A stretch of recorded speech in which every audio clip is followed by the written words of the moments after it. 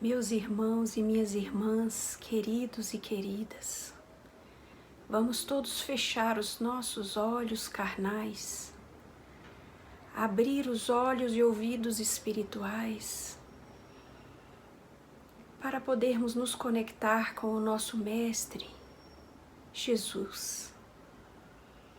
Jesus, nosso Mestre querido, obrigada, Senhor, pela oportunidade bendita de nos reunirmos através da internet, através das redes sociais e de todos os aparatos que nos colocam em comunicação uns com os outros. Que o Senhor entre em contato conosco através das preces, que possamos também nós abrirmos os nossos meios de comunicação com a espiritualidade maior e possamos nos deixar conduzir, inspirar, iluminar pelo alto. Esteja entre nós, Mestre da Luz. Ilumina-nos, protege-nos, inspira-nos e conduz-nos a todos, hoje e sempre. Graças a Deus, que assim seja. Olá, irmãos e irmãs queridos.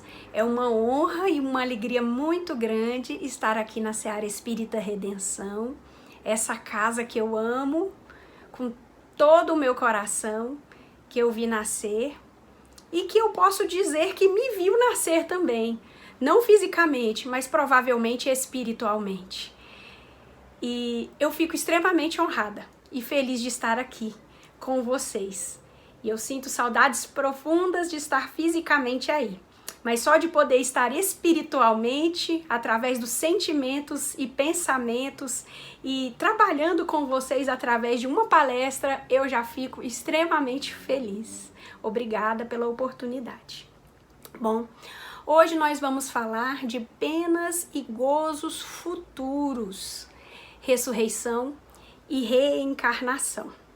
Sabem, todas as civilizações de todos os tempos sempre acreditaram, sempre tiveram, é imanente ao ser humano, essa sensação, essa intuição de que há uma vida após a morte, de que acontece algo, que depois que morre não acabou tudo e simplesmente aquela pessoa some e desaparece. Não, nós, seres humanos, temos em nós o nosso inconsciente grita e diz que há algo. Por que isso?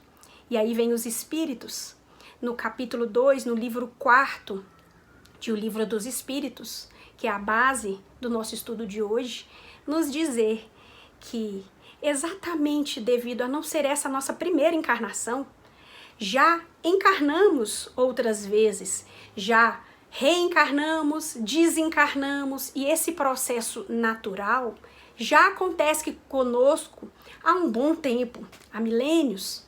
Somos seres milenares, estamos aqui há bastante tempo já nessa escola da vida. E é por isso que que a humanidade, ela tem dentro dela essa sensação de que não vai tudo acabar após o desencarne. E aí vem também as religiões corroborarem com isso, né? Nesse pensamento uníssono, sempre de dizer que após o desencarne há algo, há vida após a morte. Bom, e por que isso é importante? Qual é a relevância de se pensar desse modo? Se nós pararmos para pensar que a criatura tem consciência de que nesta vida que ela possui neste momento, ela vai viver em torno de uns 60, 70, 80, com sorte 90 anos, né? Então ela pensa, bom, eu tenho esse tempo para viver, só tenho isso então eu tenho que viver o melhor que eu puder. Então eu vou usar e gozar o máximo, todos os meus prazeres, as coisas que eu tenho vontade, aquilo que eu quero, eu vou fazer tudo para conseguir. Tudo vale a pena, né? Então vale a pena eu puxar o tapete do outro para eu crescer na minha empresa, vale a pena eu roubar o esposo, a esposa do outro porque eu me apaixonei e no amor vale tudo, né? Todos os meus gozos, as minhas paixões, os meus interesses estão em primeiro plano, porque afinal de contas eu só tenho essa vida e essa vida é curta, então é preciso que eu sugue dela tudo que ela puder me dar, tudo que ela puder me oferecer. Então esse pensamento é o pensamento materialista, é o pensamento imediatista, um pensamento egoísta, um pensamento de alguém que coloca assim em primeiro plano e que coloca abaixo de zero qualquer pensamento ético, civilizatório, fraterno, de pensar no outro e de levar em consideração aquilo que o nosso querido Mestre Jesus nos trouxe há 2000 anos atrás. As afirmações de que nós não podemos nos colocar neste primeiro plano, de que estamos aqui por algum propósito, que devemos amar a Deus sobre todas as coisas e ao próximo como a nós mesmos. Mas nós só vamos conseguir ver lógica nisso, dar a outra face, perdoar 70 vezes 7, uma vida meio sacrificial de renúncias, não é? Onde eu vou perdoar, eu vou vivendo, né? E coisas ruins vão acontecendo e eu vou relevando, não é assim? E eu tenho que amar o próximo, então eu tenho que viver com honestidade, mesmo que isso me custe financeiramente, mesmo que isso me custe em meus propósitos inferiores, em minhas vontades, meus interesses mundanos, tudo isso vai ser subjugado. E eu vou colocar em primeiro plano esse amor que Jesus nos trouxe. Pra que isso? Se eu tenho só 70 anos, se eu tenho uma vida curta pela frente, pra que ouvir esse Jesus? Bom, mas isso tudo muda de figura, essa análise, se nós levarmos em consideração de que a vida não é só esses 60, 70, 80, 90 anos que estamos por aqui. De que a vida, ela é enorme. De que nós já vivemos muito e temos ainda muita coisa pela frente. Quando nós percebemos que o nosso espírito é imortal e que não vai haver uma morte e que tudo que nós fizermos vai nos trazer uma consequência, que não adianta nós termos a ilusão de que o mais forte vence o mais fraco e que é a lei do mais forte, é isso que eu tenho que fazer, ele vai se dar bem, eu também quero me dar bem, porque essa pessoa, na verdade, lá na frente, ela vai se dar mal. Mas só vai entender que lá na frente vai se dar mal se ela tiver consciência de que não vai acabar tudo em uma existência. De que após o seu desencarne, contas serão prestadas, análises serão feitas e que nós vamos pagar centil por centil tudo o que tivermos feito. Esta análise, esta consciência que nós temos que ter é que vai trazer para nós a consciência de que precisamos ter uma postura diferente diante da vida.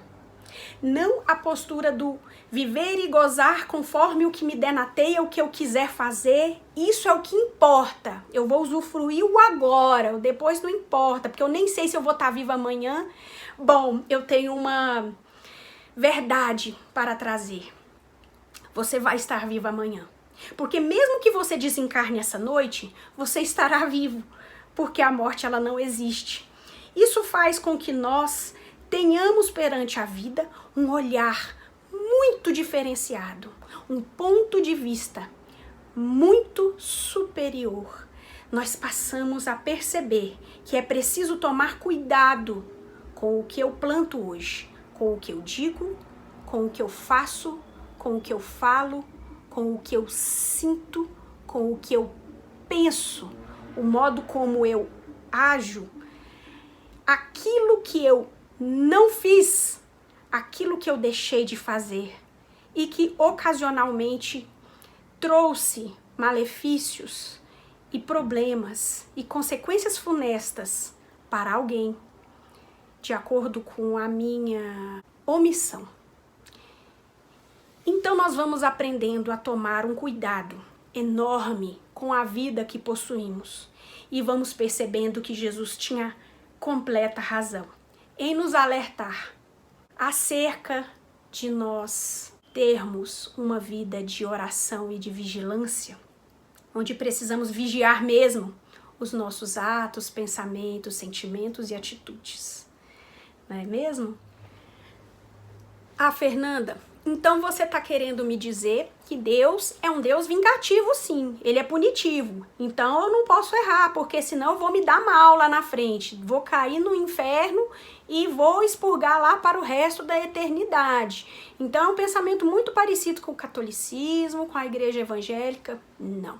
O espiritismo não tem um pensamento deste modo.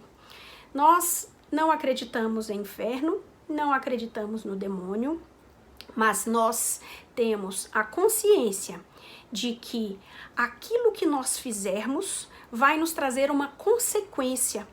Então, se eu ajo mal, coisas ruins poderão advir. Se eu fumei muito, por exemplo, necessariamente eu vou adquirir uma doença, vou comprometer o meu pulmão, podendo vir a falecer deste mal.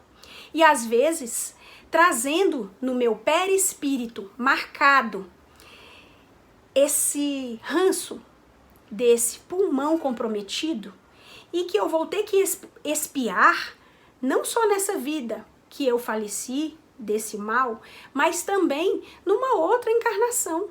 E daí o porquê de alguns médicos não compreenderem como que um bebezinho que acabou de nascer vem com efizema pulmonar, se nenhum dos pais fumava, se nem vizinhos eles tinham que fumassem.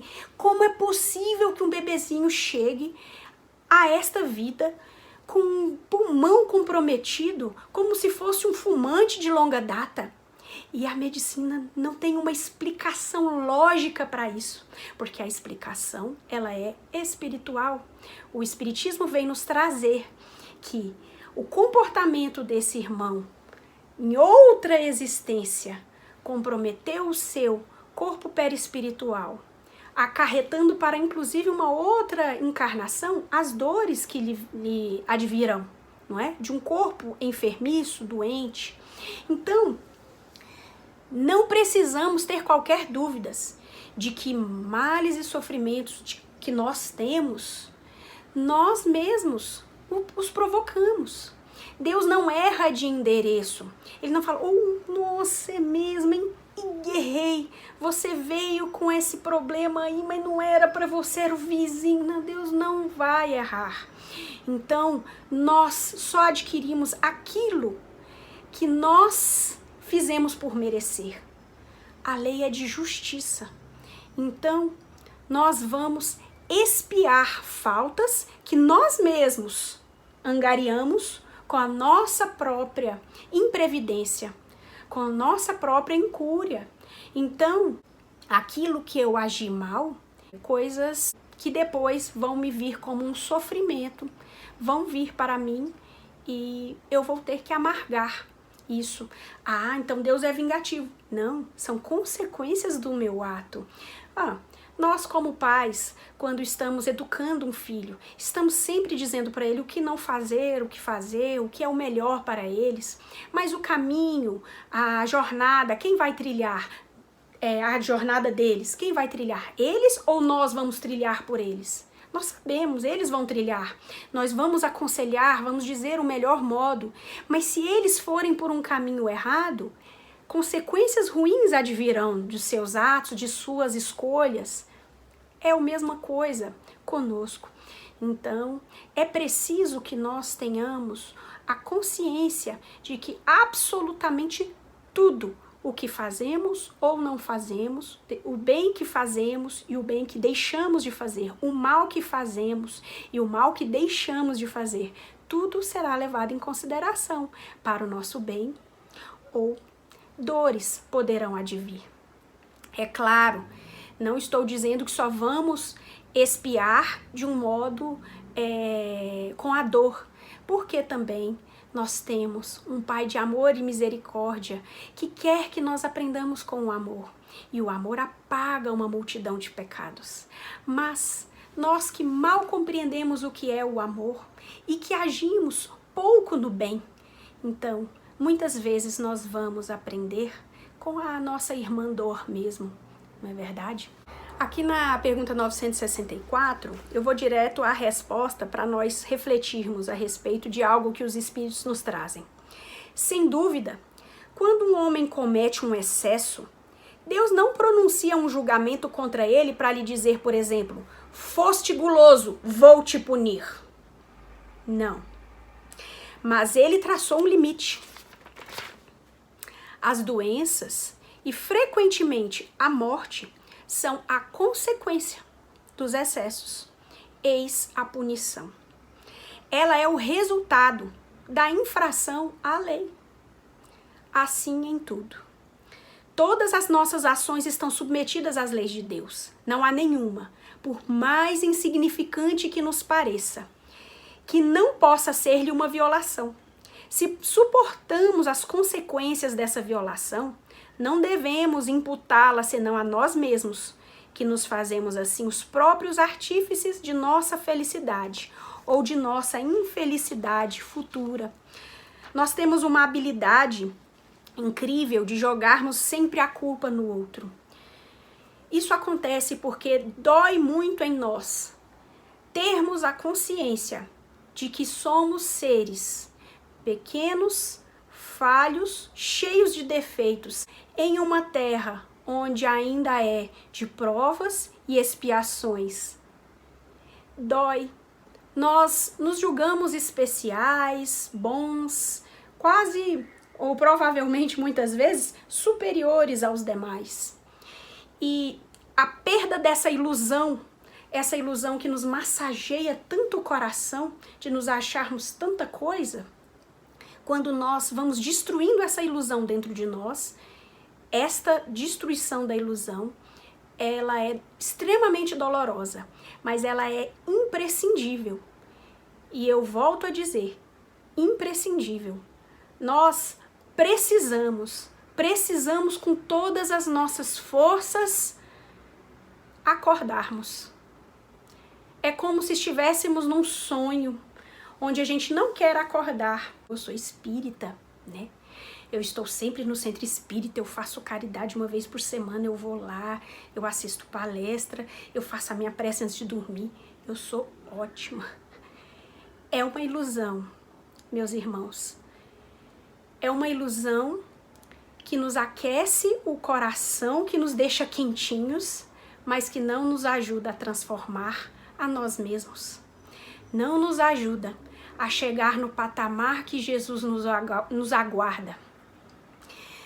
Não nos ajuda a fazermos o nosso processo de ressurreição, como veremos mais à frente. É preciso que o homem velho morra dentro de nós. E é preciso, para isso, que nós façamos uma análise muito honesta de nós mesmos. Para isso, precisamos vigiarmos os nossos atos. Sempre. Estarmos analisando quando alguém nos pede e dizemos não, por que nós dissemos não? Realmente era o caso de dizermos não ou há ali um egoísmo? E é preciso que nós não achemos uma desculpa para nos acobertar, mas sim que nós tenhamos uma pergunta muito honesta e uma resposta mais honesta ainda acerca de: eu fui egoísta ou não? Eu estou sendo orgulhoso ou não? Por que eu me enraiveci? O que me trouxe esse nervosismo com o fulano ou beltrano? Muitas vezes a causa está no nosso orgulho ferido. E por que eu trago tudo isso para nós? Porque sem essas transformações, nós continuaremos a estar no estágio em que estamos, mas nós queremos avançar, não é verdade? Então, vamos além. Todos os povos de todos os tempos do nosso mundo sempre pensaram acerca das penas e dos gozos futuros, porque se a humanidade tem então em si essa consciência de que há uma vida, há um porvir após o desencarne, após a morte, que não acaba tudo, que tem algo além, para além disso, a humanidade ainda pensa, para além tem penas ou gozos, né? Nós vamos, o que nos aguarda após o desencarne? Felicidades e alegrias ou torturas e muitas penas e sofrimentos, né?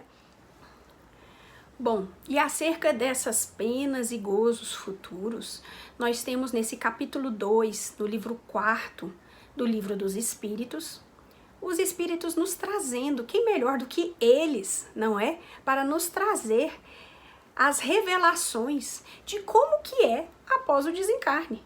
Ninguém melhor do que os próprios Espíritos para nos revelar o que acontece lá, não é?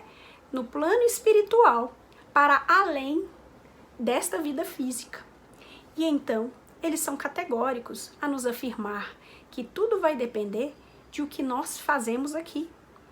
Então, para aquele que tem uma vida espiritualizada, aquele que se esforça para domar as suas más tendências e inclinações, aquele que luta contra o homem velho, se esforçando por trazer um homem novo. Fernanda, o que é homem velho, homem novo? Estou falando de trazer à tona o que há de melhor dentro de nós, para nos fazer ouvir o nosso mestre de luz, Jesus, que vem nos trazer o ensinamento de ouro acerca do amor, acerca do perdão, acerca da fraternidade.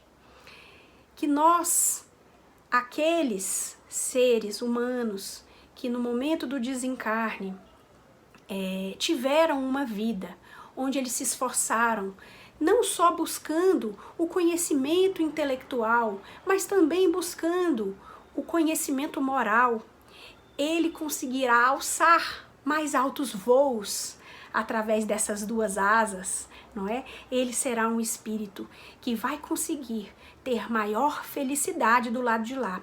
Fernanda, esse daí já vai para o paraíso, né? O paraíso, ele vai se tornar já um espírito puro, ele nem precisará mais vir aqui, ele estará no céu com Jesus. Bom, para chegarmos até aquele último grau, o verdadeiro último paraíso, aquele que todos nós esperamos, vai ainda uma longa jornada para todos nós seres encarnados. Claro que cada um está em um grau evolutivo, uns já estão mais próximos, uns estão muito longe ainda, mas todos nós temos uma jornada até lá. O que importa dizer é que vale a pena plantar o bem, para lá na frente colhermos o bem. Se vivermos coisas boas aqui, lá no plano espiritual, nós estaremos melhores do que aquele que aqui não plantar. E se uma pessoa é muito má aqui, né? Cometeu assassinatos, né? Fez coisas terríveis, mas da metade da vida dele ele se arrependeu. Mas não só se arrependeu, ele se modificou e começou a fazer coisas boas. E começou a se tornar uma pessoa melhor. Trabalhando pelo bem, trabalhando pelo próximo. Não era uma pessoa lá muito doce, era grosseira, mas já tinha um coração muito melhor, muito mais brando do que no início de sua vida, porque buscou verdadeiramente da metade para o fim de sua vida o bem. E essa pessoa, como seria o desencarne? Bom, Jesus não conta para nos alocar lá no plano espiritual com os nossos erros pretéritos, porque de passado negro todos nós estamos cheios. Se Jesus fosse analisar só o nosso passado, nós estaríamos permanentemente num inferno, não é? Nós nem sairíamos de lá. Então, existiria inferno sim, porque nós nunca seríamos perdoados, mas não, existe perdão. Mas o perdão não é só apenas assim, me arrependo e agora eu vou para o paraíso. Não. Há que se haver uma mudança verdadeira em nós, né?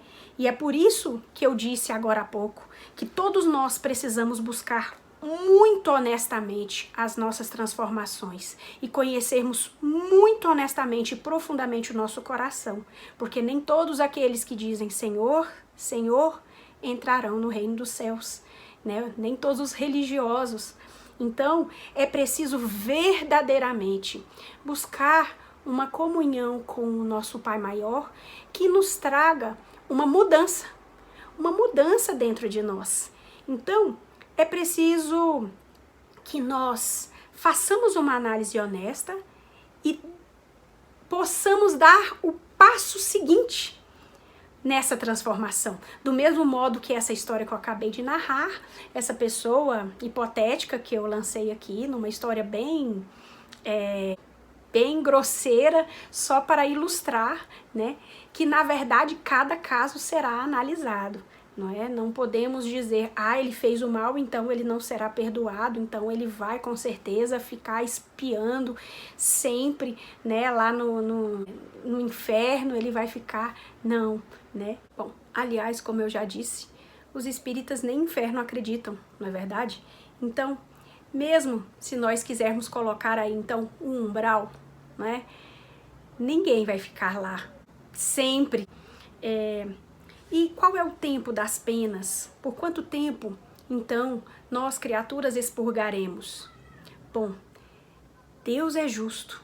E o que Ele quer não é o sofrimento. Ele quer a transformação do seu filho. Ele quer que o seu filho compreenda as suas leis, as aceite e as pratique. E a adoração do castigo, ela está subordinada à transformação daquele irmão, de cada um de nós, né, ao nosso arrependimento, à nossa melhoria íntima, ao fim da causa que deu origem àquele mal.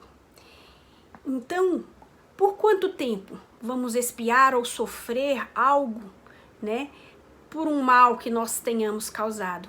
Vai depender. Por quanto tempo esse mal precisa acontecer para que nós possamos acordar e entender que é necessário uma mudança, uma transformação, que é necessário uma análise de si mesmo, que é necessário uma honestidade para conosco, no enfrentamento às nossas sombras, na análise real de que nós temos defeitos, nós temos virtudes, mas não precisamos ficar convivendo eternamente do mesmo modo como estamos. É possível nós estarmos trabalhando o nosso interior.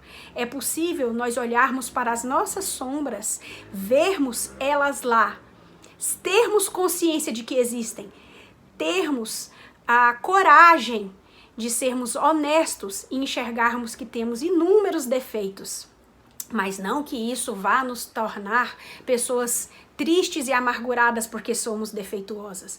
Não.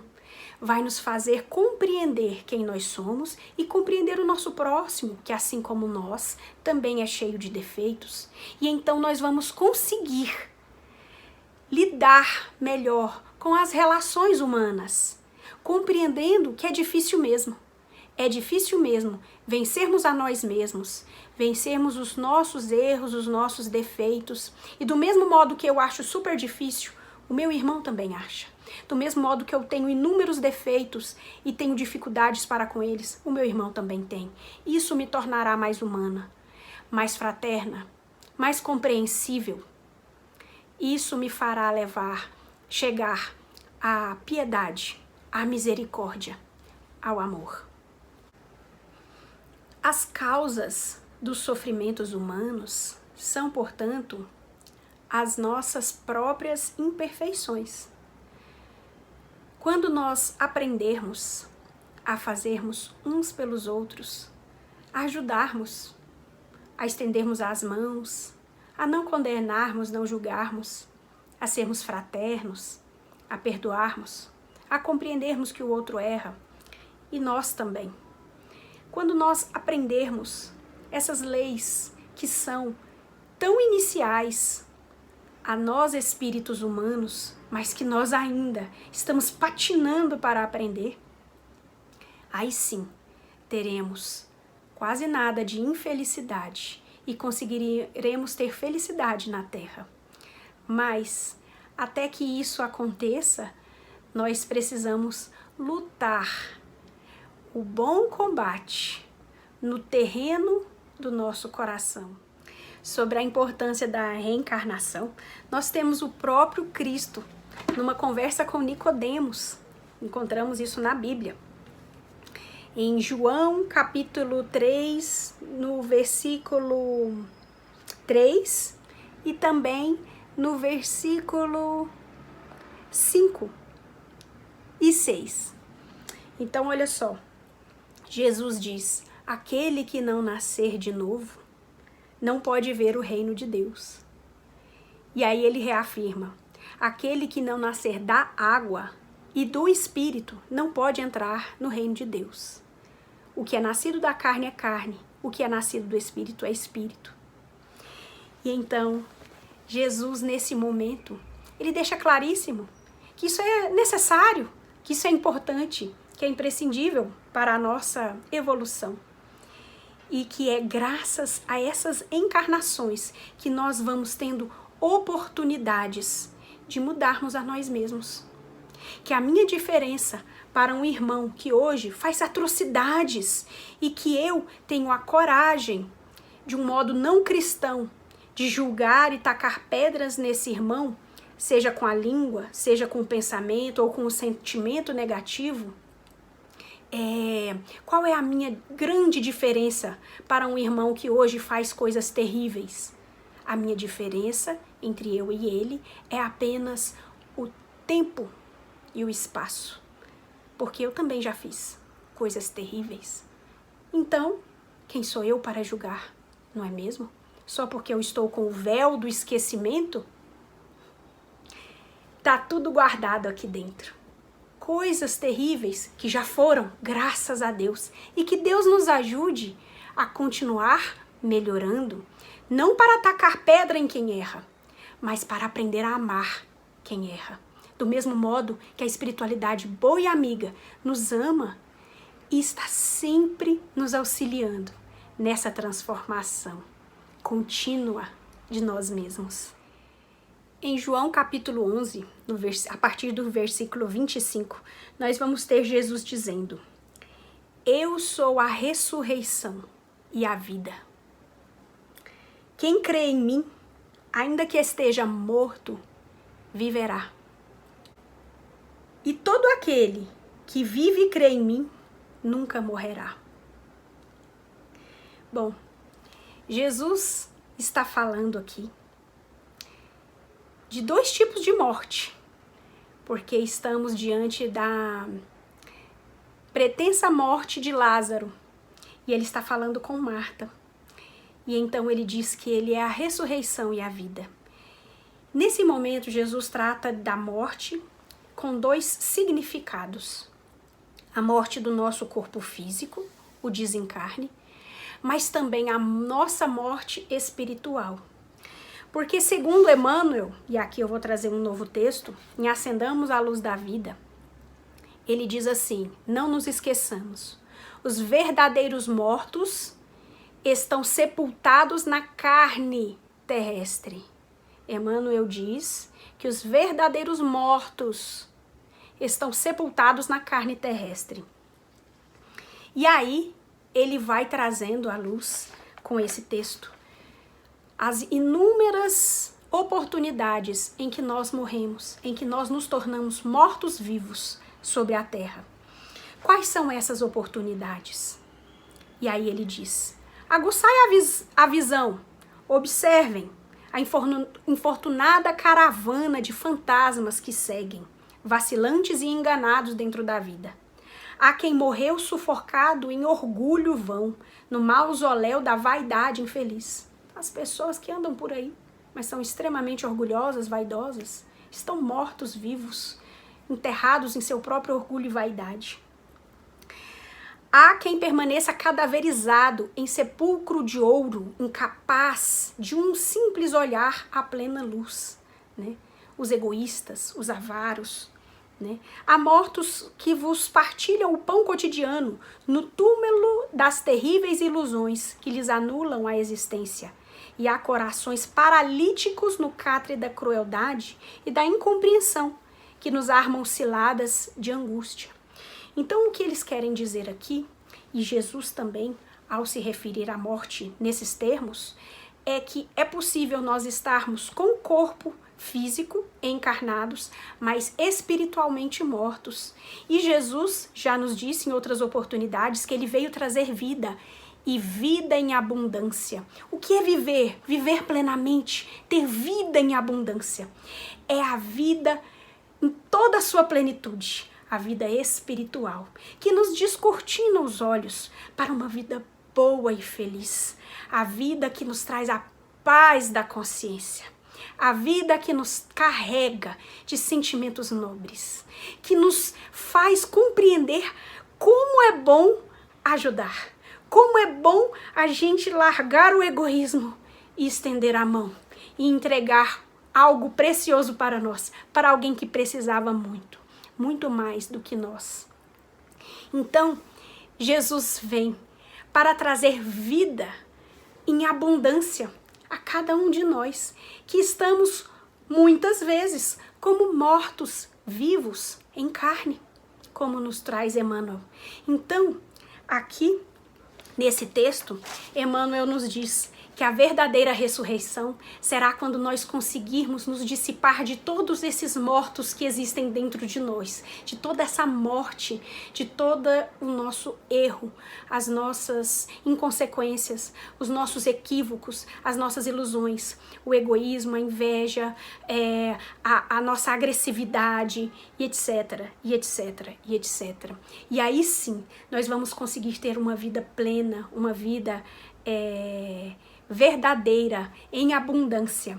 E aí nós vamos conseguir atingir lá na frente, como espíritos puros, a verdadeira ressurreição. Mas o que é ressurreição? Bom, em sua inicial análise, ressurreição é algo que faz se levantar. Então, alguém que caiu se levanta, aquele que morreu torna a vida, né? Tornar a viver, voltar à vida, se erguer, se levantar, né? Seria isso a origem dessa palavra. E a ressurreição, ela, se nós formos tomar apenas como a compreensão do tornar a vida, nós estamos sempre ressuscitando, sempre que há um desencarne, nós nos levantamos, nós tornamos a vida. E há ainda o processo de ressurreição, todas as vezes que nós reencarnamos, ressuscitamos, tornamos a vida. Mas há ainda essa compreensão da ressurreição nestes moldes, como aqui Emmanuel está sempre nos trazendo em seus textos, a verdadeira e grande e maior ressurreição, que é a oportunidade em que nós entraremos na glória do reino de Deus, como espíritos puros, matando dentro de nós o homem velho, completamente, e absorvendo em toda a sua plenitude essa vida em abundância que Jesus tem para nos oferecer e dar. Um beijo, fiquem todos com Deus. E agora vamos nos preparar para a nossa prece final, acompanhada do passe à distância. Então vamos todos fechar os nossos olhos carnais, abrir os olhos espirituais, os ouvidos, escutar o nosso Mestre Jesus a falar nos nossos corações. Jesus, nosso Mestre, Divino Médico das almas, muito falta a percorrermos. longa é a distância da romagem terrena. Quantas vezes voltaremos às encarnações por aqui? Quantas vezes voltaremos ao plano espiritual para também estarmos nos preparando para as nossas oportunidades de regresso? Esta é a vida, esta é a lei, que possamos aprender a viver com plenitude, com alegria, com ânimo, com amor, fraternidade, misericórdia, com perdão. Falta muito, Jesus, mas contigo o fardo é leve, é suave.